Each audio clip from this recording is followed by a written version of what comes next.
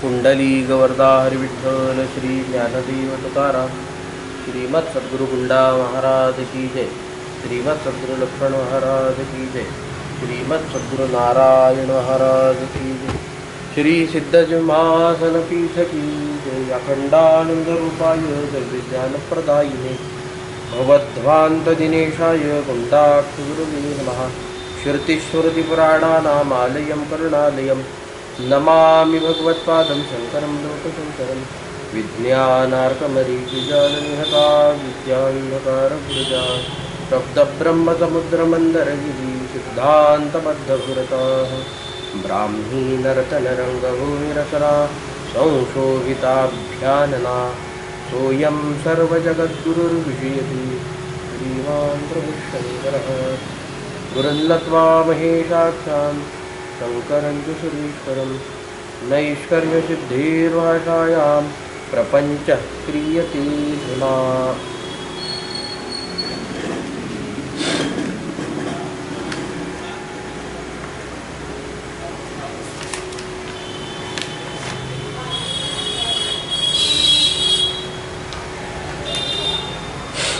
अध्याय 3।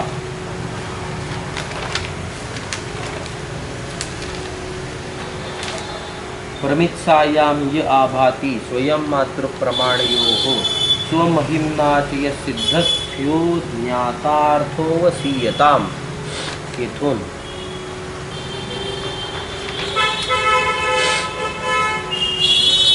सामान्याच्च विशेषाच्च स्वमहिम्नैव यो भवेत् व्युत्थायाप्यविकारी स्यात् कुम्भाकाशादिवत् पुनः।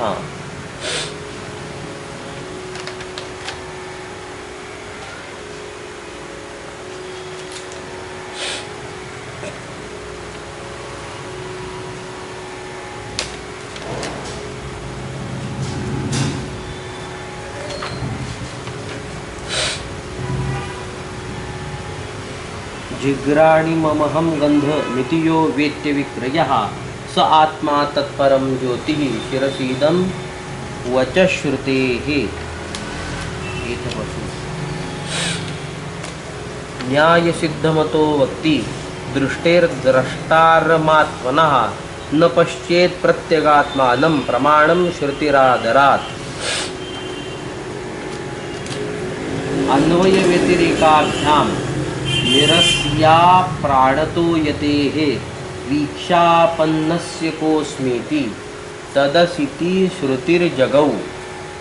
श्लोक क्रमांक 53 पर्यंत।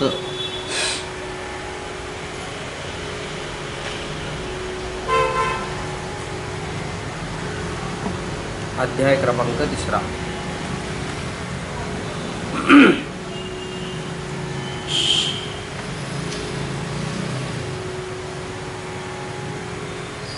भ्रांतिरूप ज्ञान हे अज्ञानाहून विलक्षण स्वरूपाचं आहे अशा पद्धतीचा विचार सांख्याचार्यांनी आपल्यासमोर मांडला। सांख्य पूर्वपक्षी होतात आणि सिद्धांत पक्षाला अशा पद्धतीमध्ये प्रश्न करतायत किंवा स्वपक्ष प्रतिष्ठा अशी करत आहेत की अज्ञान निवारणार्थ म्हणून असलेलं जे महावाक्य आहे त्या महावाक्याच्या असलेल्या उपस्थितीमध्येच काही ना काहीतरी गडबड आहे। म्हणजे अज्ञान निवृत्त्यर्थ असा हेतू त्या महावाक्याचा नसून विवेक प्राप्त करून देणं, विवेक ख्याती प्रतिष्ठा करणं, भेद काय आहे आत्म्याचा आणि अनात्म्याचा, पुरुष आणि प्रकृतीचा भेद काय आहे एवढ्याच एका गोष्टीचं प्रतिपादन करण्यासाठी म्हणून महावाक्याची प्रवृत्ती आहे, ना की अज्ञान जे भावरूप आपण सांगता त्या अज्ञानाच्या निवृत्त्यर्थ त्याची कोणत्याही प्रकारची उपयुक्तता आहे। या एका असलेल्या शंकेतून सांख्याचार्य असं म्हणतायत की सगळं असलेलं प्रपंचाचं जे ज्ञान आहे, जे प्रपंचाचं ज्ञान ज्या एका असलेल्या आत्म्याच्या ठिकाणी, त्या असलेल्या असंग पुरुषाच्या ठिकाणी अभेद रूपाने प्रतीतीला येते म्हणून बद्धता जीवाला प्राप्त झालेली आहे। आणि मोक्षाचं वर्णन करीत असताना ही बद्धता संपणं एवढाच काय तो मोक्ष आहे अशा पद्धतीचं चिंतन करता येतं. म्हणजे बद्धता संपणं आणि असंगता जी म्हणून पुरुषाची सांगितली आहे, वा सिद्धांत पक्षाच्या परिभाषेत चिंतन करताना म्हणता येईल की आत्म्याची जी असंगता सांगितलेली आहे, तो जो कोणी असंग आहे त्या असंगाची प्राप्ती जर आपल्याला झाली, म्हणजे स्वरूपाची जर आपल्याला प्राप्ती झाली तर मोक्ष व्यक्तीचा होतो अशा पद्धतीचं चिंतन आहे. सांख्याचार्य एवढंच म्हणतायत की असंगता प्राप्त करून घेणं, असंगता जाणणं हेच आत्मस्वरूप जाणण्याचं जर लक्षण असेल वा हेच जर लक्षण आहे, तर त्या एका असलेल्या लक्षणाचा विचार केला, त्या एका असंग पुरुषाचा विचार जर केला तर त्याच्या ठिकाणी जी संसाराची अभेद बुद्धी निर्माण झालेली आहे, म्हणजे जिथे जे नको आहे तिथे त्याची जी प्राप्ती म्हणून करून दिलेली आहे, त्या अशा असलेल्या एका गोष्टीतून सगळ्या दुःखाची, संसार दुःखाची प्राप्ती व्यक्तीला झाली असं ते म्हणतात. म्हणजे पुरुषाच्या ठिकाणी जी असंगता आहे त्या असंगतेच्या ठिकाणी ससंगतेचं जे ज्ञान झालं, असंग पदार्थ एक आहे आणि ससंग पदार्थ एक आहे, म्हणजे संगवान पदार्थ एक आहे, त्या दोघांचं मिश्रण झालं. जो भेद आहे तो भेद मावळला आणि अभेदाची स्थिती निर्माण झाली. या एका असलेल्या अभेदापासून, या एका असलेल्या अभेदाच्या ज्ञानातून बद्धता निर्माण झाली अशा पद्धतीचं विवेचन आपल्याला सांगाचार्य सांगतात. म्हणजे मुक्तीच्या संबंधाने हा जो काही नको तिथे असलेला जो अभेद निर्माण झालेला आहे, या अभेदाचं ज्ञान आणि त्याचा निराश झाला असता व्यक्तीला मोक्ष होईल का नाही, व्यक्ती सुटेल का सुटणार नाही, अशा पद्धतीचं विवेचन करून विवेक ख्यातीच्या दृष्टीने सांख्याचार्य सांगतात की केवळ भ्रांतीरूप जे ज्ञान प्राप्त झाले व्यक्तीला, की जो पुरुष असंग आहे आणि त्याच्या ठिकाणी संसाराचे जे ज्ञान प्राप्त होतंय, एकत्वाने जे ज्ञान प्राप्त होतंय, की जी भ्रांती निर्माण झालेली आहे, या अशा असलेल्या एका भ्रांतीरूप भ्रांती ज्ञानाच्या संबंधाने त्याचं निवारण झालं असा व्यक्तीला मोक्ष होतो. नाही की काहीतरी वेगळं काहीतरी अज्ञान तुम्ही मानता आणि त्या अज्ञानाचं निवारण झालं असता मोक्ष होतो असं जे म्हणता, हे काही मानण्याचं काही कारण नाही. अज्ञान नावाचा स्वतंत्र भावरूप पदार्थच अस्तित्वाला नाही असं आम्ही म्हणतो. अज्ञान म्हणजे काय या गोष्टीची व्याख्या करीत असताना सांख्याचार्य आपल्याला सांगतात, ज्ञान नसणं. अज्ञान म्हणजे नेमकं काय असं मला काही कळत नाही एवढाच म्हणून जो काही भाग आहे त्यालाच अज्ञान म्हणताल का म्हणणार नाही, त्यालाच फक्त अज्ञान आम्ही म्हणू. म्हणजेच अज्ञान म्हणजे काय, ज्ञान नसणं म्हणजे ज्ञानाचा अभाव असणं, म्हणजेच ज्ञानाभाव. म्हणजे अज्ञान ठरतं का ठरत नाही, ज्ञानाभाव म्हणजे अज्ञान ठरतं. त्या ज्ञानाभावाला आम्ही म्हणतोय काय, भ्रांतिरूप ज्ञान. भ्रांतिरूप ज्ञान हेच सगळ्याला कारण असल्यामुळं त्याचं निवारण झालं असता मोक्षाची संभावना मात्र निश्चित आहे. ही भ्रांती आहे, ही भ्रांती निघून कधी जाईल, सांख्याचार्यांच्या मताप्रमाणे आणि विवेक ख्यातीप्रमाणे ज्यावेळी पुरुष प्रकृतीचा विवेक व्यक्तीला होतो, पुरुष निराळा आहे, असंग आहे आणि प्रकृती नानाविध प्रपंच रचणारी आहे, अशा पद्धतीचा ज्यावेळी त्याच्या बुद्धीमध्ये विवेक निर्माण होतो आणि विवेकाने दोन पदार्थ हे स्वतंत्र आहेत अशा पद्धतीचं भेदज्ञान त्याला प्राप्त होतं, पुरुषाचं आणि प्रकृतीचं. हे भेदज्ञान त्याला प्राप्त होतं म्हणजे भ्रांतिरूप ज्ञानाचं निवारण होतं, म्हणजे ज्ञानाभावाचा अभाव होतो. अशा पद्धतीचं ज्यावेळी त्याला ज्ञान होईल, भ्रांती ज्ञानाचं निवारण होईल, त्यावेळी तो मुक्ततेला जाईल. म्हणजेच अज्ञान आम्ही मानलं कसलं, भावरूप मानलं की अभावरूप मानलं. भ्रांतिरूप अज्ञानाचा विचार करत असताना त्या अज्ञानाच्या संबंधाने ज्ञानाभावाचं आम्ही चिंतन केलं. म्हणजे भ्रांतिरूप ज्ञान जे काही आहे त्याच्या असलेल्या निवारणासाठी म्हणून ज्ञानाभावरूप असलेलं जे अज्ञान, की ज्याला तुम्ही भ्रांतिरूप ज्ञान असं म्हणताय, त्याचं निवारण मात्र या अशा असलेल्या भेदज्ञानाने म्हणजे विवेक ज्ञानाने होतं असं आम्हाला सांगायचं आहे. नुसतं केवळ याच्याहून विलक्षण असलेलं जे अज्ञान तुम्हाला मानायचे ते मात्र तुम्हाला अज्ञान मानता येणार नाही. सिद्धांत पक्षाचं असलेलं अज्ञान आणि सांख्याचार्यांचं असलेलं अज्ञान यांच्यामध्ये भेद आहे. काय भेद आहे? सिद्धांत पक्षाचं असलेलं अज्ञान आहे ते भावरूप आहे, माया. भावरूप की अभावरूप? मायेचं चिंतन करीत असताना सांगितलं ती भावरूप आहे. माया भावरूप सांगितली, अज्ञान भावरूप सांगितलं. आणि सांख्याचार्यांच्या मताप्रमाणे त्यांनी मानलेलं जे अज्ञान आहे म्हणजेच भ्रांती ज्ञान आहे, हे कसलं आहे? अभाव रूप आहे. ज्ञानाभाव रूपता ही भ्रांतिरूप ज्ञानाला वा त्या अज्ञानाला दिली असल्या कारणानं सांख्याचार्यांचं असलेलं अज्ञान अभावरूप आहे आणि सिद्धांत पक्षाचं असलेलं अज्ञान हे भावरूप आहे. अशा पद्धतीने आपल्याला चिंतन करता येतं.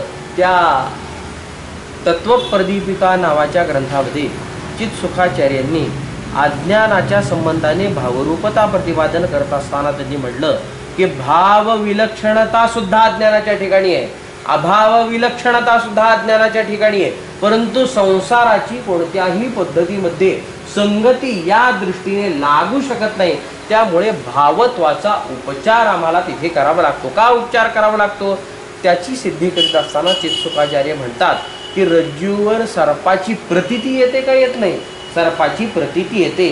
सर्पाची प्रतीती येते म्हणजे असल्याविना प्रतीती येईल का? जर सर्प असेल तरच प्रतीती येईल का? नसताही प्रतीती येते. असल्याविना प्रतीती येणार नाही अशा पद्धतीचा सिद्धांत असल्या कारणानं तिथे तो आहे म्हणजे भावरूपता त्याची पहिल्यांदा मान्य करावी लागते.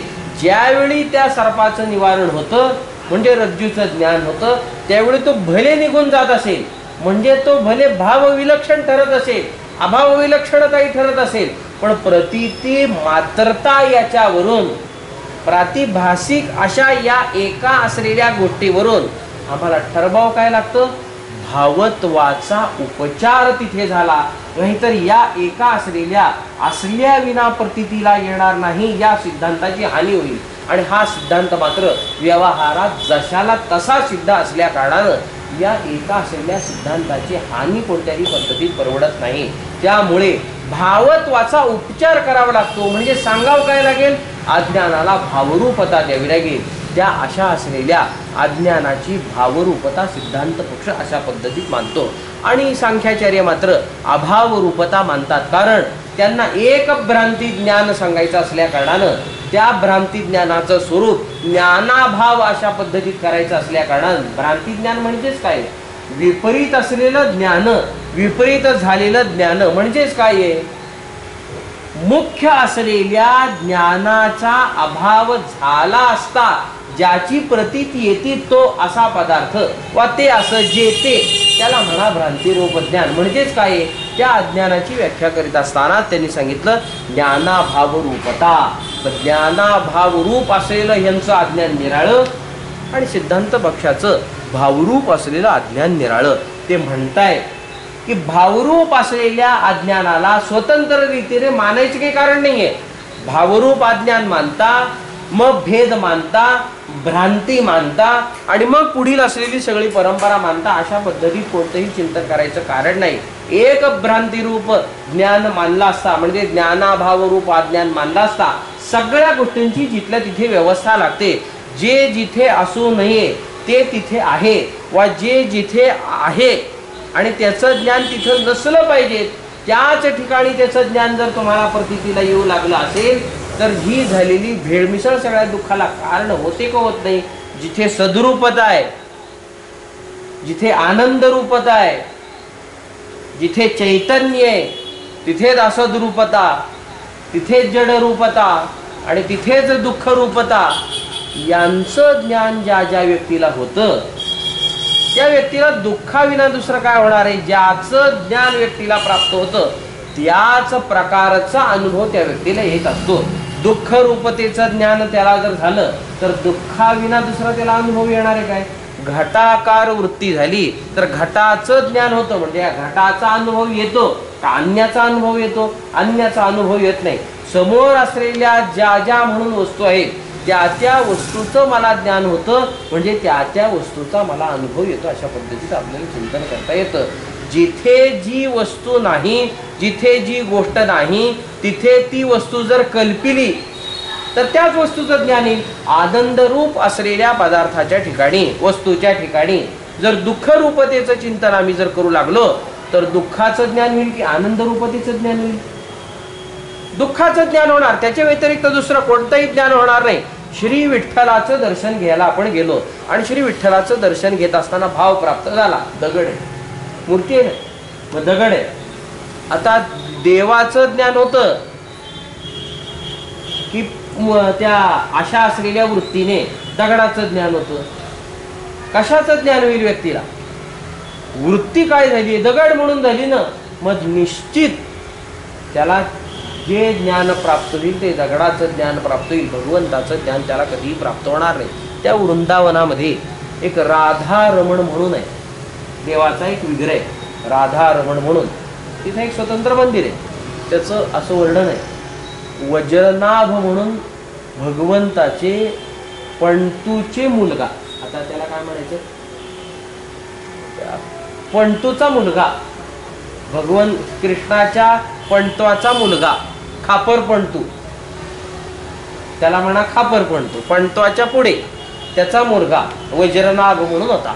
त्यांनी काय केलं, भगवंताला त्यांनी पाहिलं होतं आणि भगवंताला पाहिल्यानंतर 3 पद्धतीत विग्रह निर्माण केले. भगवंत कसा दिसतो एका ठिकाणी ठेवायचं नाही, मग 3 ठिकाणी केले. एका ठिकाणी भगवंताचा चेहरा कसा आहे ती मूर्ती निर्माण केली, एका ठिकाणी धड कसं आहे ती मूर्ती निर्माण केली आणि एका ठिकाणी चरण कसे आहे ती मूर्ती निर्माण केली. आणि 3 वेगवेगळ्या ठिकाणी त्याची त्यावेळी त्यांनी प्रतिष्ठा केली. देवाला बघून निर्माण केलेली प्रतिमा आहे ती. मग त्या प्रतिमा जशाला तशा निर्माण केल्या. भगवंताचा चेहरा जशाला तसा त्यावेळी त्यांनी निर्माण करून ठेवला. 3 ठिकाणी तो विग्रह त्यांनी जशाला तसा संग्रहित केला, प्रतिष्ठित केला. कालांतराने काही गडबड झाली आणि त्या 3ही असलेल्या विग्रहांचं ते साधर्म्य पाहून एक विग्रह निर्माण केला गेला जशाला तसा. त्याला म्हणा राधारमण. जर कोणाला वाटत असेल की श्रीकृष्ण कसा दिसत होता तर दुसरी तिसरीकडे जायचं काही कारण नाही. त्या राधारमणाच्या मंदिरात जा आणि तिथे असलेली मूर्ती पहा भगवंताची, जशाला तसा श्रीकृष्णाचं रूप आहे. ती चालत आलेली जी पूर्व परंपरा आहे आणि कथा आहे, इतिहास आहे, त्या इतिहासाप्रमाणे भगवंताचं जशाला तसं रूप तिथे आहे. म्हणजे श्री विठ्ठल कसा दिसतो जशाला तसा पाहायचा आहे. इथे मूर्ती रूपात आहे, इथे विग्रह रूपात आहे, जशाला तसा असाच दिसतो का? ध्यान मात्र जशाला तसं आहे. कटावर हात ठेवलेलं, चरण जुळवलेलं, ध्यान मुद्रा असलेलं, हे सगळं जशाला तसं आहे. पण जशाला तसा त्याचा जर चेहरा पाहायचा असेल तर इथे इतिहास चालत आलेला तर मग जावं कुठे लागेल? त्या राधारमणाला पहा, म्हणजे तुम्हाला त्याचं ज्ञान होतं. सांगण्याचा हेतू असा चाललेला आहे की समोर जे आहे त्याचं ज्ञान होतं. ज्या गोष्टीचा संस्कार माझ्यावर आहे वा मला जे पाहायचंय, माझ्या वृत्तीप्रमाणे मला ज्याचं ज्ञान संपादित करायचंय, तीच वस्तू मला दिसते का अन्य कोणती दिसते? अन्य मला दिसत नसते. अनुकूल प्रतिकूल बुद्धीचं चिंतन करीत असताना सुद्धा याच गोष्टीचा विचार आपण काही पाठांपूर्वी करून आलेलो आहोत. एक गोष्ट व्यक्तीला अनुकूल असते आणि तीच गोष्ट दुसऱ्या व्यक्तीला प्रतिकूल असते. अनुकूल आणि प्रतिकूलता त्याच्या असलेल्या मानाने ठरते का वस्तूवरून ठरते? वस्तूवरून कोणत्याही पद्धतीत ठरत नसते.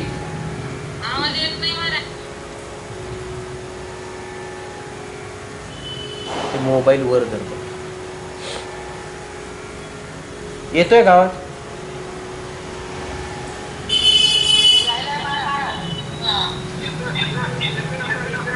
फक्त म्यूट करा सगळे,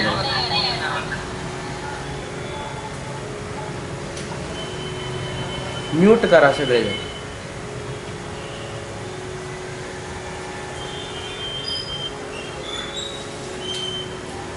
अनुकूल प्रतिकूल बुद्धीचा विचार केला असता त्याला जो संस्कार असेल आणि त्याला जी कोणती अनुकूलता वाटत असेल, सुखाची प्राप्ती याच्यातून वाटत असेल, त्या पद्धतीत अनुकूल प्रतिकूलतेचा व्यवहार तो व्यक्ती करीत असतो.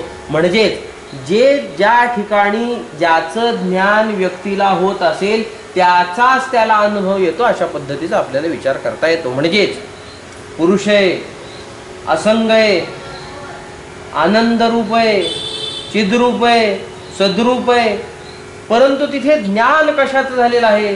भ्रांती ज्ञानामुळं असद्रूपतेचं ज्ञान झालं, जडरूपतेचं ज्ञान झालं आणि दुःखरूपतेचं ज्ञान तिथे होऊ लागलं. त्यामुळे अनुभव कशाचा येतो व्यक्तीला? जडाचा दुःखाचा अनुभव त्या व्यक्तीला येत असतो.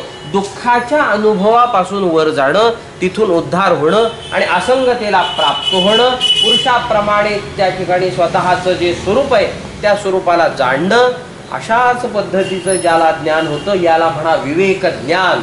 की पुरुष अशा पद्धतीचा आहे आणि प्रकृती तद विपरीत असलेल्या स्वभावाची आहे, असं ज्याला भेद ज्ञान विवेक ज्ञान प्राप्त होतं त्या व्यक्तीचा मोक्ष होतो. म्हणजे काय त्याचं जात असेल, भ्रांतिरूप असलेलं जे ज्ञान म्हणजे ज्ञानाभाव रूप असलेलं जे अज्ञान, त्या अज्ञानाचं निवारण झालं असता हा सगळा प्रपंच तिथे घडतो. म्हणजे असा मोक्ष त्या ठिकाणी होतो असं सांख्याचार्यांना सांगायचं आहे. अज्ञान अभावरूप मानलं, आता चिंतन करावं लागतं. अभावरूप असलेल्या अज्ञानाच्या निवारणाच्या संबंधाने विचार करीत असताना अभावरूप असलेला जे अज्ञान आहे ते अज्ञान निवारण कधी होईल, त्याचं अभाव पदार्थाचा कधी संपतो, कोणत्या काळात संपतो, या गोष्टीचा विचार करीत असताना आपल्याला लक्षात घ्यावं लागतं की भूतलावर एक घट आहे आणि आता तो घट नाही, म्हणजे भूतलावर घटाचा अभाव आहे ही गोष्ट निश्चित होते.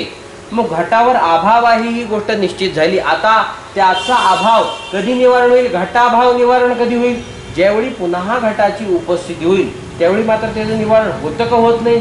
घट आणून ठेवला असता मगच घटाभाव निवृत्त होतो का घट आणून नसता ठेवला ही घटाभाव निवृत्त होईल. पुरोदेश स्थित असलेलं जे काही भूतल आहे त्या भूतलावर म्हणजे पृथ्वीवर जागेवर घट म्हणजे काही डेरा वगैरे आहे तो नाहीये. म्हणजे आता काय आहे, घट नाही अशी स्थिती आहे, म्हणजे घटाचा अभाव निश्चित तिथे आहे. आता तो घटाचा अभाव जर मला घालवायचा आहे, नाश करायचा आहे, काय करावं लागेल, घटाचा अभाव आहे ना, व घट जर आणून ठेवला तर तिथल्या तिथं संपला ना घटाचा भाव. घट नाही अशी स्थिती राहील का, घटाची उपस्थिती झाली म्हणजे घट नाही ते संपून जाईल, घट आहे अशा पद्धतीची स्थिती होते म्हणजे घटाभाव नष्ट होतो. आता विचार आपल्याला एवढा करावा लागतो की घटाभाव आहे याचा निर्णय कशावरून केला, निर्णय कोणत्या गोष्टीने आपण याचा केला, या गोष्टीचं चिंतन करीत असताना पहिल्यांदा लक्षात घ्यावं लागतं घटाचा अभाव आहे ह्या गोष्टीचा निर्णय करीत असताना, अभावाचा निर्णय करीत असताना ज्याचा अभाव होतो व आहे त्या अभाव सापेक्ष असलेल्या पदार्थाचं वस्तूचं ज्ञान मला पहिल्यांदा असलं पाहिजे. म्हणजे कोणाचं ज्ञान मला असलं पाहिजे, प्रतियोगीचं ज्ञान मला असलं पाहिजे. आणि दुसरं कोणाचं ज्ञान असलं पाहिजे, एक अनुयोगीचं मला ज्ञान असलं पाहिजे. अनुयोगी म्हणजे काय, धर्मी म्हणजे काय, अधिकरण म्हणजे काय, घट असताना ज्या भूतलावर होता, घटाची प्रतीती मला ज्या भूतलावर आली ते भूतल घट नसताना पुन्हा जशाला तसं आहे का नाही. ज्या ठिकाणी घट होता त्यावेळी भूतल होतच, आता तिथे घट नाही त्यावेळी भूतल जशाला तसा आहे. घट नसतानाही भूतल आहे का नाही. मग घट जिथे नाही असं जे ठिकाण आहे त्या ठिकाणाला म्हणा अधिकरण. म्हणजे घट नाही अशी जी अवस्था आहे म्हणजे घटाभाव आहे, म्हणजे घटाभाव जिथे राहतो असं जे ठिकाण आहे त्या ठिकाणाला अधिकरण म्हणा. म्हणजे अधिकरणाचं एक मला ज्ञान लागतं. घट नाही अशी स्थितीचं ज्ञान होतच कधी, मोकळ्या असलेल्या जागेवरून आम्हाला निश्चित लक्षात येतं या भूतलावर घट नाही, म्हणजे मोकळं भूतल तरी लागेल का लागणार नाही, मोकळ्या भूतलाचं ज्ञान लागेल का लागणार नाही, जे रिक्त भूतल आहे त्याचं तरी ज्ञान लागेल का लागणार नाही. म्हणजे अधिकरणाचं ज्ञान असलं पाहिजेत का नको, एक अधिकरणाचं ज्ञान मला असणं गरजेचं ठरतं. म्हणजे अनुयोगी म्हणजेच अधिकरण म्हणजेच काय, धर्मी. तीन पद्धतीमध्ये त्याचीच परिभाषा आपल्याला सांगता येते. धर्मी म्हणा भूतलच निर्देशित होईल, अधिकरण म्हणा भूतलच निर्देशित होईल, राहिलं काय, अनुयोगी म्हणा तरी भूतलच निर्देशित होईल. तिन्ही पदांनी एक भूतल निर्देशित होतं. घटाभावाचं ज्ञान होण्यासाठी म्हणून कोणत्या कोणत्या गोष्टींच्या ज्ञानाची गरज आहे, एक त्या भूतलाच्या ज्ञानाची म्हणजे अधिकरणाच्या ज्ञानाची गरज आहे, म्हणजे धर्मीच्या ज्ञानाची गरज आहे, म्हणजे अनुयोगीच्या ज्ञानाची गरज आहे. दुसरं कोणत्या ज्ञानाची गरज आहे, मुख्य भूतल आहे घटाभावाचा विचार केला असता घट मुख्य होतो का अधिकरण रूप असलेलं भूतल मुख्य होतं? मुख्य कोण आहे इथं? घटाभावाचं ज्ञान संपादित करत असताना, अभावाचं ज्ञान संपादित करत असताना अभाव सापेक्ष असलेला पदार्थ महत्वाचा, मुख्य पदार्थ महत्वाचा की अधिकरण महत्वाचं? घट महत्वाचा होणार का होणार नाही? घटाचा अभाव सांगायचा आहे म्हटल्यानंतर भूतल तर घट असताना सुद्धा भूतल असतं. घट कोणाची तरी आधारेच राहील ना. भावरूप असलेल्या घटाच्या उपस्थितीत सुद्धा अधिकरण रूप असलेला भूतल जशाला तसा आहे आणि अभाव घटाचा प्रतिपादन करीत असताना सुद्धा अधिकरण रूप असलेलं भूतल जशाला तसं आहे. मग घटाचा अभाव सांगत असताना जे समान रूपाने भाव आणि अभाव स्थितीमध्ये उपस्थित आहे ते मुख्य होतं का अभाव ज्याच्या अनुपस्थितीने अनुपलंभामुळे घडतो ते मुख्य ठरतं? घटाच्या अभावामध्ये घट मुख्य की भूतल मुख्य? या गोष्टीचा विचार करीत असताना आपल्याला लक्षात घ्यावं लागतं की घट मुख्य आहे. घटाचा अभाव आहे ना. अमुक अमुक मनुष्य नाही, कुठं नाही, घरात नाही. आणि असताना घरात घर होतं का नव्हतं? घर होतं. घरात असणं आणि घरात नसणं हे कुणावर आधारित आहे? पुरुषावर, व्यक्तीवर. आता व्यक्ती नाही म्हणजे मुख्य कोण आहे याच्यामध्ये? घर की व्यक्ती? व्यक्ती मुख्य आहे ना. तो नाही आहे ना. घर तर जशाला तसं आहे. मागेही होतं, आता ये घर 400 वर्षाचं असतं. 400 वर्षापूर्वी असलेली व्यक्ती आता आहेत का? अभाव झाला ना त्यांचा. म्हणजे ते नाहीत ना आता. घराची मुख्यता नाही. घर मुख्य नाही का? अमुख्य रूपतेमध्ये घर जशाला तसे. भूतल लागणार नाही का? भूतल जशाला तसं लागेल. का भूतल लागेल? घटाभावाचं वर्णन करीत असताना भूतलाची जर कोणतीच तिथे उपस्थिती जर नसेल, कोणतीच तिथे धारणा नसेल, तर त्या भूतलाची कोणती योग्यता आहे का? भूतलाची काही गरज आहे का? आवश्यकता भूतलाची काही आहे का? तर या गोष्टीचं उत्तर देताना लक्षात आपल्याला घ्यावं लागतं की घटाचा भाव सांगत असताना भूतल जर तिथे लागत असेल, आधार जर तिथे लागत असेल, तर घटाभाव सांगत असताना सुद्धा त्याच आधाराची निश्चित गरज आहे. कोणत्या ठिकाणी नाही या गोष्टीचं चिंतन करावं लागेल का नाही? कुठेतरी अस्तित्व त्याचं असल्याविना ते तिथे नाही असं सांगता कसं येईल? अस्तित्व कुठेतरी असेल मग तिथे तो नाही, अशा पद्धतीचं आपल्याला चिंतन करावं लागतं. कुठेतरी संयुक्तता ही असलीच पाहिजे. त्या भावरूप असलेल्या घटाच्या संबंधाने चिंतन करा. घट आहे, भूतलावर आहे, कुठल्या संबंधाने राहतं? काहीतरी संबंध असल्याशिवाय रे काय? घट म्हणजे भूतल आहे का? भूतल म्हणजे घट आहे का? म्हणजे स्वरूप म्हणजे ते नाही ना. एक स्वरूप संबंध त्यांचा नाही ना. त्यामुळे वेगळा काहीतरी संबंध असला पाहिजेत का नको? गुणगुणी संबंध आहे का त्यांचा? गुणगुणी संबंध नाही. कार्यकारण भावरूप संबंध आहे का त्यांचा? कार्यकारण भाऊ संबंध नाही. जाती व्यक्तिरूप संबंध त्यांचा आहे का? जाती व्यक्तिरूप संबंध नाही. घटाची घटत्व आहे आणि भूतलाची भूतलत्व आहे. त्यामुळे स्वतंत्र असलेल्या जातीने भेद सिद्ध होतो का? भेद सिद्ध होत नाही. भेद सिद्ध होतो तरीही एका ठिकाणी येतात का? येत नाहीत. एका ठिकाणी राहतात. म्हणजेच भूतल आणि घटाचा, भावरूप असलेल्या घटाचा संबंध सांगत असताना सांगावं लागतं हा संयुक्त संबंध आहे. म्हणजेच काय आहे? संयोग, सम्यक योग प्राप्त झालेला आहे. कसला योग प्राप्त झाला? योग आहे ना काहीतरी. एका योगाने ते एका ठिकाणी आलेले आहेत. म्हणजे घट आणि भूतल यांच्यामध्ये असलेला संयुक्त संबंध आपल्याला सांगावा लागतो. या एका असलेल्या संयुक्त संबंधाच्या जोरावर आपल्याला म्हणता येतं म्हणजे हे योग करणारे दोघं ठरतात ना. एक घट आहे आणि एक भूतल आहे, यांचा योग होतो ना. म्हणजे दोन कोण झाले? योगी झाले. योगाने युक्त असलेले जे. कोणता योग? हा इकडचा संयोग, संयुक्त संबंध, संयुक्तता. हा जो योग आहे त्या योगाने दोघांच्या ठिकाणी असलेली ही स्थिती निर्माण झाली. म्हणजे हे दोन कोण झाले? संयोग संबंधाच्या संबंधाने. एक भूतल आणि एक घट, हे दोन कोण म्हणायचे की जे संयोग संबंधवान आहेत. त्यांना म्हणा योगी. घटही योगी आहे आणि भूतलही योगी आहे. आता मुख्यतः भावरूपतेच्या संबंधाने कथन न करता अभावरूप संबंधाने कथन करायची जर ठरली, अभावाच्या संबंधाने जर कथन करायची ठरली तर भावरूपतेमध्ये तर दोघंही मुख्य आहेत.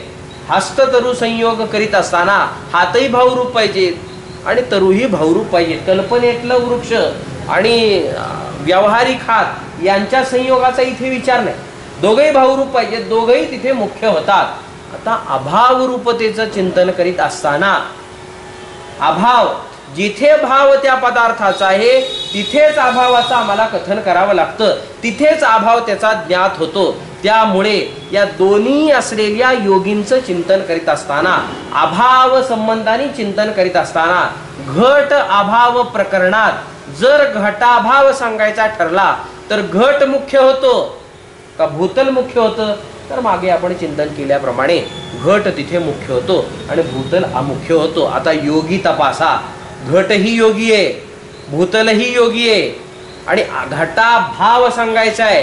घटाभावातही घट मुख्य आहे आणि भूतल अमुख्य होतं. आता घट जो योगी आहे त्या योगीला मुख्यता प्रदान जर करायची ठरली, मुख्य प्रधान आणि अप्रधान हा जर भेद करायचा ठरला तर दोन्हीही असलेल्या योगींमध्ये काहीतरी वेगवेगळालेपणा आपल्याला सांगावा लागतो आणि तो वेगवेगळालेपणा सांगत असताना उपसर्गाचं आपल्याला चिंतन करावं लागतं. मुख्यता आणि अमुख्यता, प्रधानता आणि अप्रधानता सांगत असताना उपसर्ग येतात प्रति आणि अनु.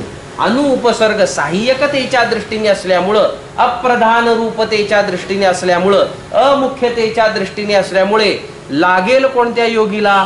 भूतल नावाचा जो योगी की जो संयोग संबंधात असतो त्याला अनु नावाचा उपसर्ग लागतो. त्यामुळे भूतलाला काय म्हणा? अनुयोगी. आणि घटाभावामध्ये घट मुख्य प्रधान रूपतेने असल्यामुळे प्रति नावाचा उपसर्ग तो त्या घट नावाच्या योगीला लागतो. त्यामुळे घट हा काय होतो घटाभावाच्या दृष्टीने? तो होतो प्रतियोगी.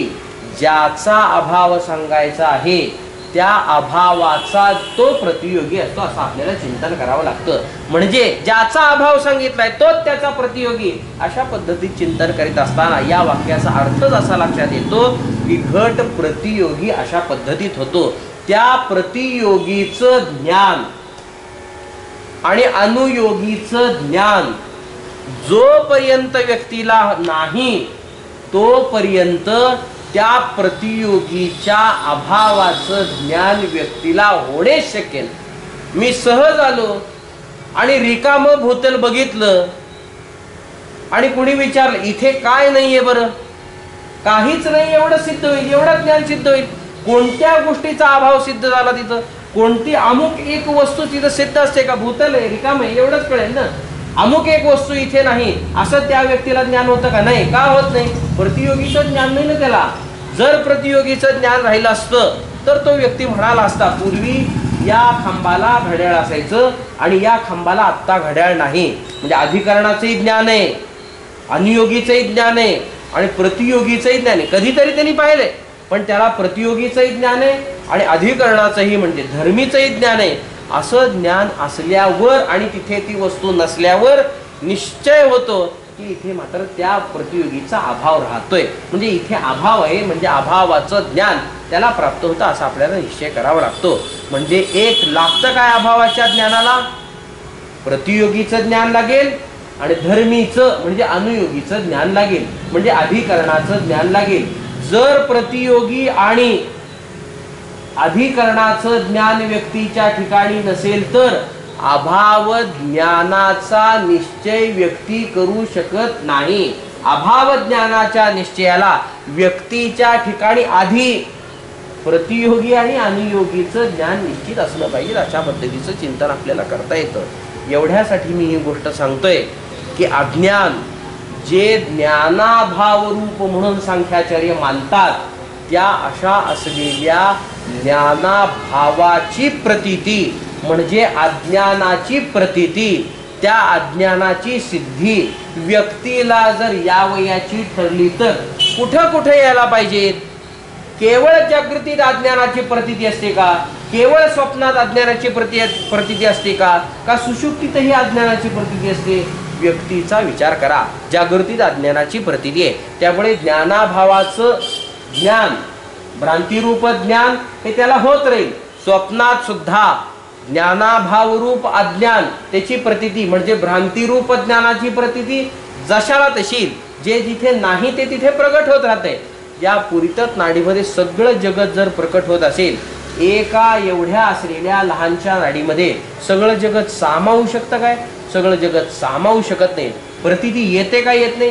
हीच भ्रांती ज्ञानाची प्रतीती आहे, म्हणजे ज्ञानाभावरूप अज्ञानाची प्रतीती आहे. अशा पद्धती चिंतन करता येतं. सुषुप्तीचा विचार करा. सुषुप्ती आहे, काय असलं पाहिजे तिथं? ज्ञान ग्राहक सामुग्रीचा लय हा सुषुप्तीत सांगितला असल्या कारणानं जागृतीत स्वप्नावस्थेत ज्या ज्या असलेल्या इंद्रियांमुळं त्याला ज्ञान होतं वा ज्या एका अंतःकरणामुळे त्याला ज्ञान होतं, त्या अशा असलेल्या अंतःकरणाचा लयच सुषुप्तीत आहे. सुषुप्ती अवस्थेचं वर्णन करीत असताना सगळ्या असलेल्या बुद्धिवृत्तींचा लय होणं अशीच ती अवस्था सांगितली असल्या कारणानं तिथे ज्ञानग्राहक सामुग्री आहे काय? ज्ञानग्राहक सामुग्री तिथे नाही. परंतु व्यक्तीचा अनुभव मात्र निराळा आहे का? निराळा नाही. व्यक्तीचा अनुभव निराळा आहे. व्यक्ती गाढ झोपेतून उठतो आणि उठून स्वतःचा अनुभव सांगतो. अनुभव काय सांगतो? मी सुखाने निजलो होतो आणि मला काही कळत नव्हतं. आता हे जे मला काही कळत नाही, त्यावेळी मला जे काही कळत नाही, अशा पद्धतीचं जो अनुभव व्यक्ती कथन करतो, तो कथन केलेला अनुभव अज्ञानाचा का? अज्ञानाचा नाही. अज्ञानाचा तो अनुभव आहे.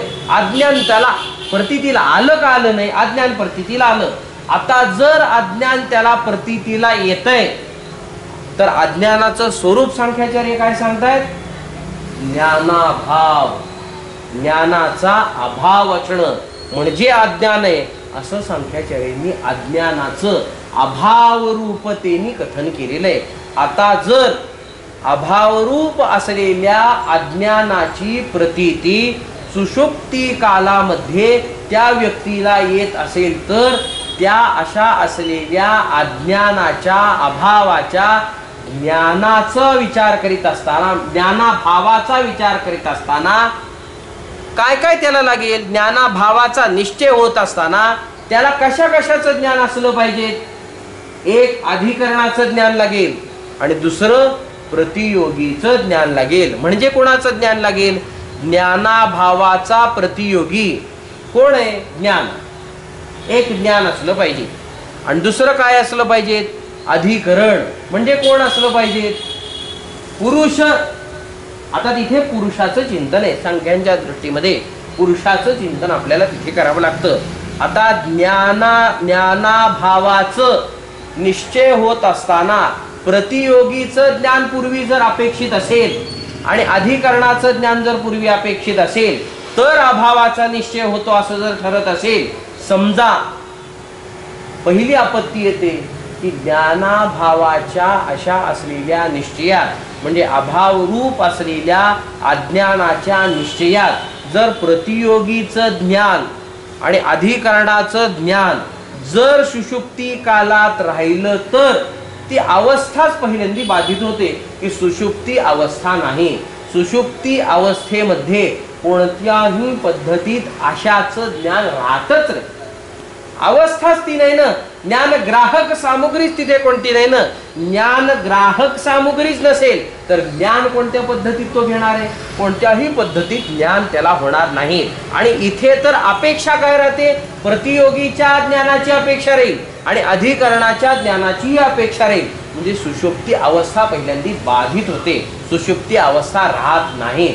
स्वप्नावस्था नाही, जागृती नाही आणि सुषुप्ती अवस्था त्याला प्राप्त आहे. आणि अशा सुषुप्ती अवस्थेमध्ये उठून जर तो कथन करतोय की मला काही कळत नव्हतं, तर या अशा असलेल्या अज्ञानाचा जे काही चिंतन आहे, अज्ञानाचं जे काही ज्ञान आहे, त्या अज्ञानाच्या ज्ञानाच्या संबंधाचा विचार करीत असताना प्रतियोगी आणि अधिकरणाचं असलेल्या ज्ञानाची उपस्थिती पहिल्यांदी सुषुप्तीचं खंडन करते.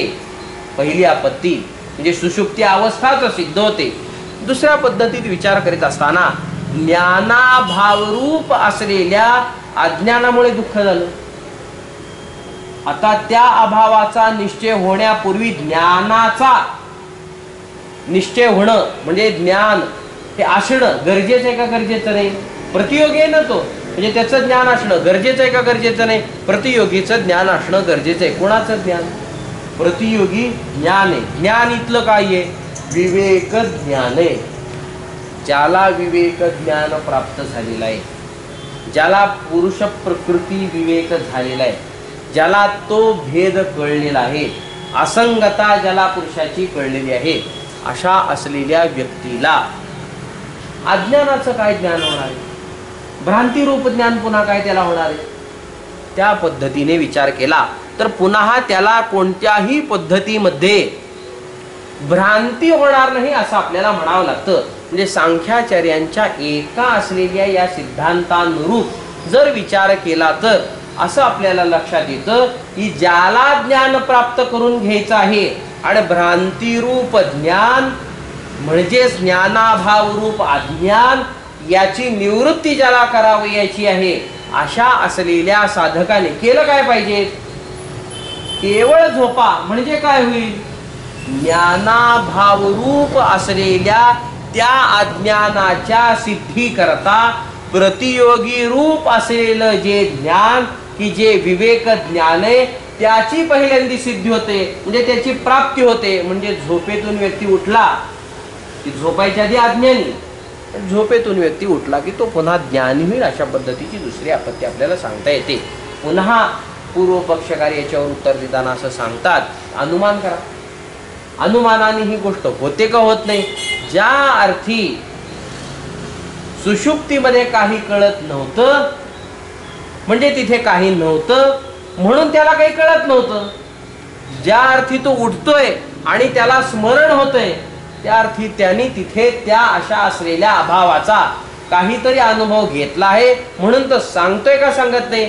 अशा पद्धतीचं अनुमान सुद्धा इथे चालत नाही. कारण त्या अनुमानाच्या सिद्धीस्तव सुद्धा काहीतरी हेतूची गरज राहिली पाहिजे आणि हेतू कोणताही तिथे सिद्ध होत नाही. हेतूवरून अनुमान केलं जातं आणि हेतूवरून साध्याची काहीतरी सिद्धी होते. हेतूच जर तिथे ज्ञान आहे, ज्ञानाभाव आहे, तर त्या ज्ञानाभावाची सिद्धीच होत नाही, मग अज्ञानाची सिद्धी मात्र निश्चित होत नाही. त्यामुळे अनुमान अशा पद्धतीचं आपल्याला करता येत नाही. दुसऱ्या पद्धतीचं अनुमान सांगत असताना ते सांगतायत की ज्या अर्थी स्मरण होत नाही तिथे काहीतरी असलं पाहिजे, काही कळत नाही. ज्या अर्थी स्मरण होत नाही त्या अर्थी तिथे काहीच नव्हतं म्हणून स्मरण होत नाहीये ना. मग असं सांगत असताना ज्ञानच नाही म्हणून स्मरण होत नाही असं अनुमान सांख्याचार्य करतात. आणि त्या अशा असलेल्या अनुमानाला उत्तर देत असताना सिद्धांत पक्षी सुरेश्वराचार्य या ठिकाणी असं उत्तर देतात की प्रत्येक ज्ञात असलेल्या वस्तूच स्मरण होतं असा नियम कोणत्याही पद्धतीचा सिद्ध होत नाही व असा नियमच नाही. उदाहरण देताना ते म्हणतात की लहान व्यक्ती असतो, लहान मुलगा असतो, लहानपणी विविध गोष्टींचं ज्ञान त्याला प्राप्त होत असतं. तोच व्यक्ती वृद्ध होतो.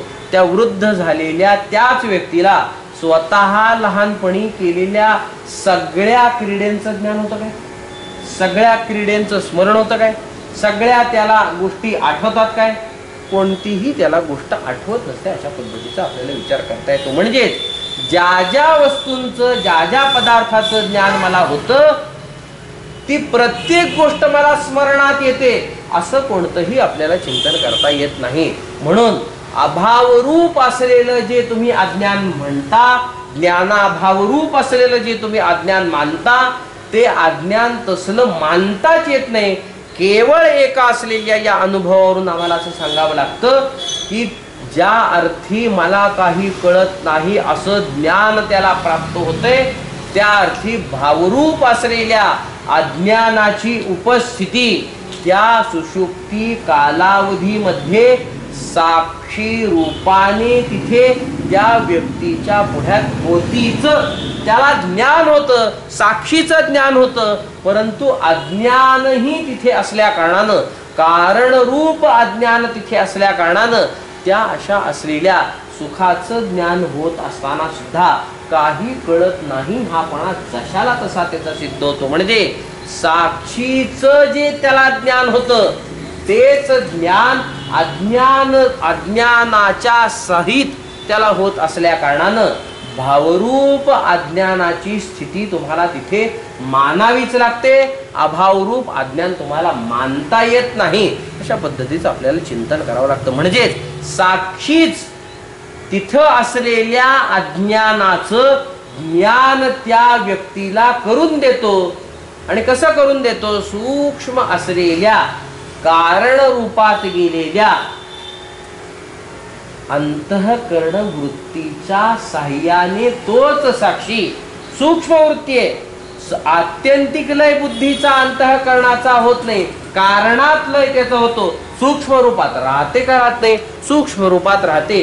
त्यामुळे त्या अशा असलेल्या अज्ञानाचं भावरूप अज्ञानाचंच ज्ञान साक्षी वृत्तीच्या साह्याने तुम्हाला करून देतो. म्हणून व्यक्तीला सुषुप्तीच्या उपरांत म्हणजे उठल्यानंतर ज्ञान काय होतं? मी सुखाने झोपलो होतो पण काही कळत नव्हतं. म्हणजे अज्ञानाचं ज्ञान हे असं होतं. म्हणजे अज्ञान अभावरूप म्हणता की भावरूप म्हणता, अज्ञान भावरूप ठरतं. त्यामुळे अभावरूप असलेल्या अज्ञानाचा जो सांख्यांचा पक्ष आहे तो पक्ष मात्र पहिल्यांदा खंडित होतो. आणि खंडित झालेला असा पक्ष असल्यामुळे विवेक ख्यातीने मोक्ष होईल. आणि तत्वमसी महावाक्य केवळ आत्मा अनात्मविवेक करणारे आणि विवेक सांगणारे असतील अशा पद्धतीत कोणतंही तुम्हाला चिंतन करता येत नाही. म्हणजे तत्वमसी महावाक्याचा उद्घोष या भावरूप असलेल्या अज्ञानाच्या निवृत्त्यर्थ आहे. अशा पद्धतीचे विधान मात्र सार्थक ठरतं. म्हणून या असलेल्या मूल अज्ञानाचं जर निवारण करायचं ठरलं तर भेदज्ञानाची जी काही संगती आहे, भेदज्ञानाचा जो अनुभव आहे तो सगळा भेदज्ञानाचा अनुभव बाजूला सारावा लागतो.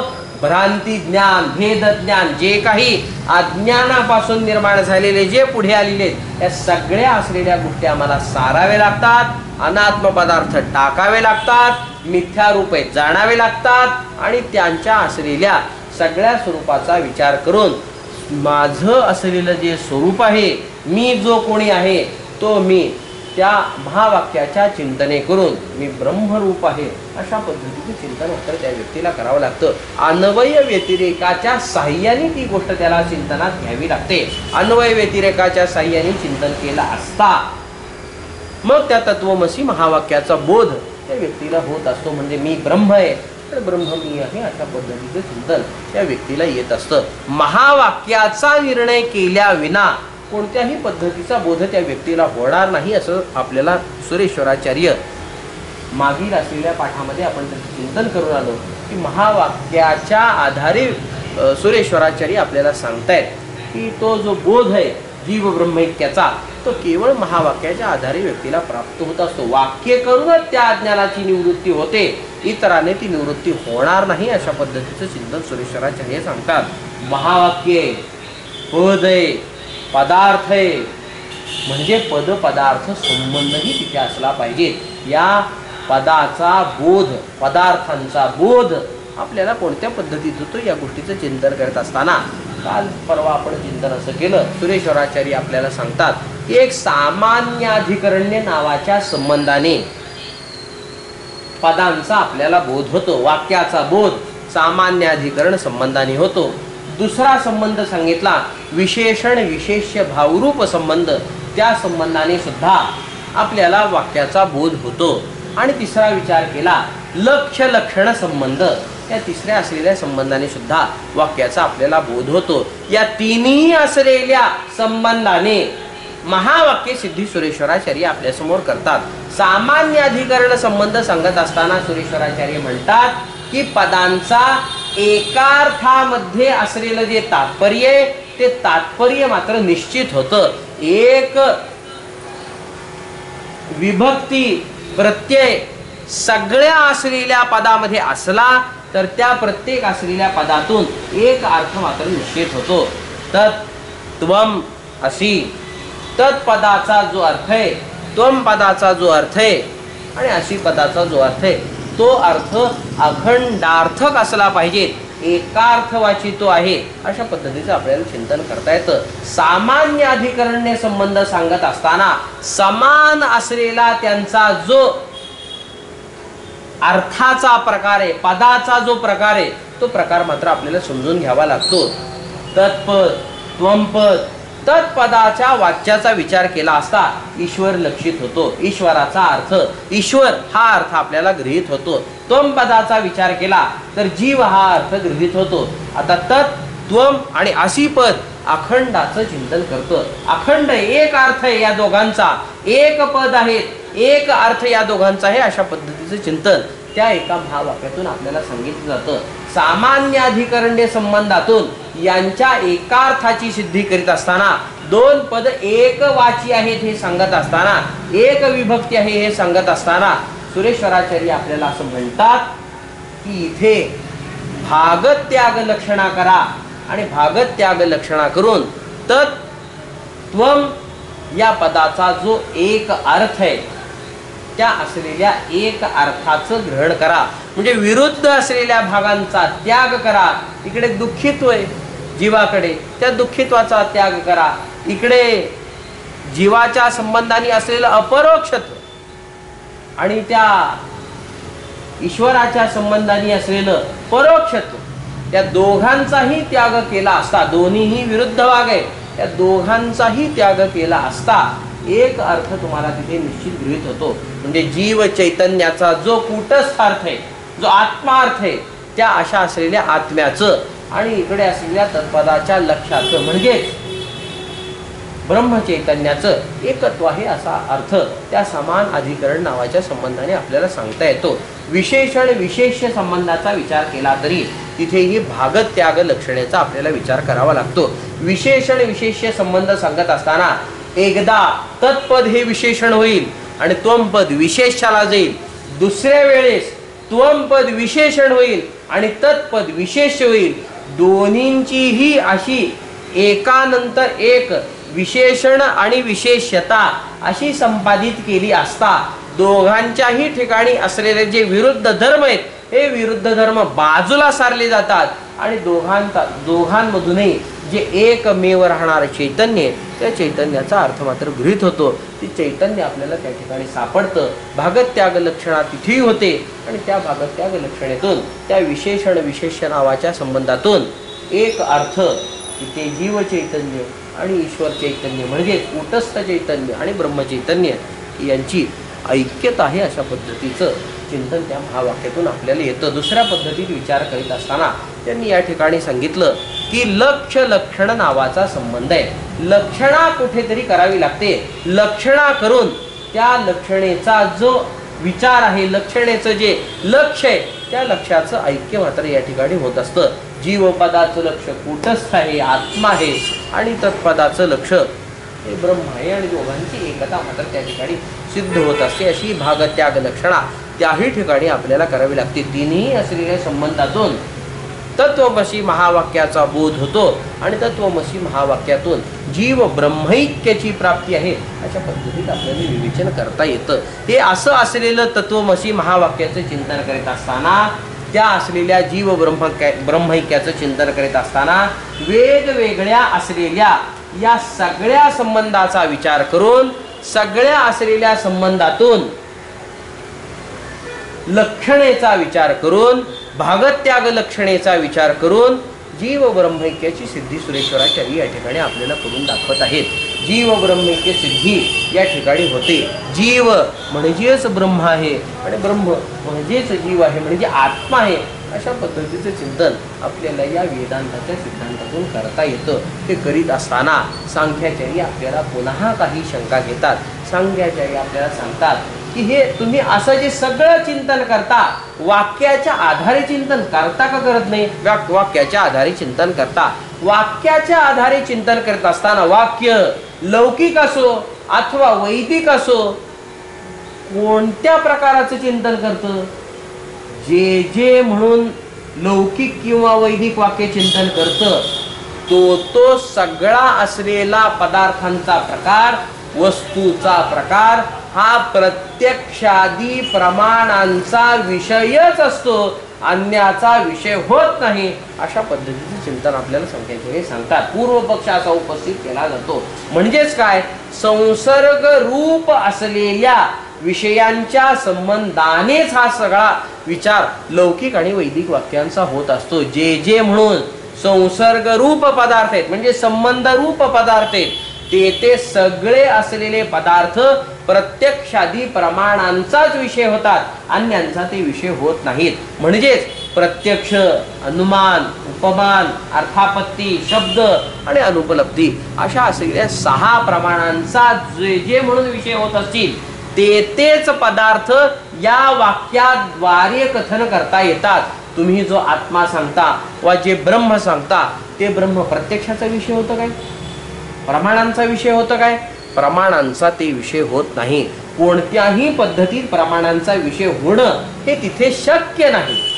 का शक्य नाही? प्रत्यक्षादी प्रमाण म्हणजे प्रत्यक्षादी प्रमाणांच्या द्वारा होणारं जे ज्ञान आहे, ज्या प्रमेयांचं होणारं जे ज्ञान आहे, जे प्रमिती ज्ञान आहे वा जे प्रमारूप मला होणारं ज्ञान आहे, हे कशाचं होत असतं?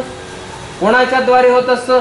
इंद्रियांच्या द्वारे होतं. इंद्रियांच्या द्वारे होतं म्हणजे कशाचं होतं? विषयांचं होतं. विषयांचं होतं म्हणजे कोणाचं होतं? शब्द, स्पर्श, रूप, रस, गंध या 5 ज्ञान होतं. हे 5 काय आहेत? पंच तन्मात्रा आहेत. आणि ह्या कोणाच्या तन्मात्रा आहेत? महाभूतांच्या तन्मात्रा आहेत. महाभूतांच्या त्या तन्मात्रा असल्यामुळे महाभूतांपासून निर्मित झालेले जे इंद्रिय, ते इंद्रिय महाभूतांपासून निर्माण झालेल्या जड पदार्थांचं ग्रहण करतील का अन्याचं ग्रहण करतील? का नाही? श्रोत्र नावाचं इंद्रिय हे निर्माण कुणापासून झालं? शब्द ऐकायला काय येतं? कानाला शब्द ऐकायला येतो. म्हणजे याची उत्पत्ती कुणापासून असेल? शब्द जर याचा विषय असेल आणि शब्दाची जर स्थिती आकाशात असेल तर याची उत्पत्ती आकाशातून मानावी लागते. कारण काय, याला निश्चित काय प्राप्त होतं? शब्दाचं ज्ञान प्राप्त होतं आणि शब्द आकाशातून येतो. म्हणजे हे ग्रहण कोणाचं करतं? आकाशातून येणाऱ्या शब्दाचं, म्हणजे आकाशाचं ग्रहण हे करतं. असा आपल्याला विचार करता येतो. म्हणजे जी ज्ञानग्राहक सामुग्री आहे की जे प्रत्यक्षादी प्रमाणांचं ज्ञानेंद्रियाची, या ज्ञानेंद्रियांच्या मार्फत ग्रहण कोणाचं होईल? महाभूतांपासून निर्माण झालेल्यांचंच ग्रहण होईल, अन्याचं ग्रहण होणार नाही. महाभूत जड की चेतन यांचा विचार केला असा जड रूप आहे. मग जडाचं ज्ञान प्राप्त होतं या सगळ्या इंद्रियांना, का अन्याचं ज्ञान प्राप्त होतं? अन्याचं ज्ञान प्राप्त होत नाही. त्या गोष्टीचा विचार करीत असताना लक्षात घ्यावं लागतं, ज्ञानेंद्रिय ही जी प्रत्यक्षादी प्रमाणांना सहाय्य आहेत, त्या अशा असलेल्या साधनांच्या मार्फत, प्रमाणांच्या मार्फत ज्ञान कुणाचं होईल? जडाचं ज्ञान होईल. जे म्हणून महाभूतांपासून निर्माण झाले त्याचं ज्ञान होईल, अन्याचं होणार नाही. आत्मा जड आहे काय? आत्मा जड नाही, आत्मा चैतन्य. ब्रह्म जड आहे काय? नाही, चैतन्य.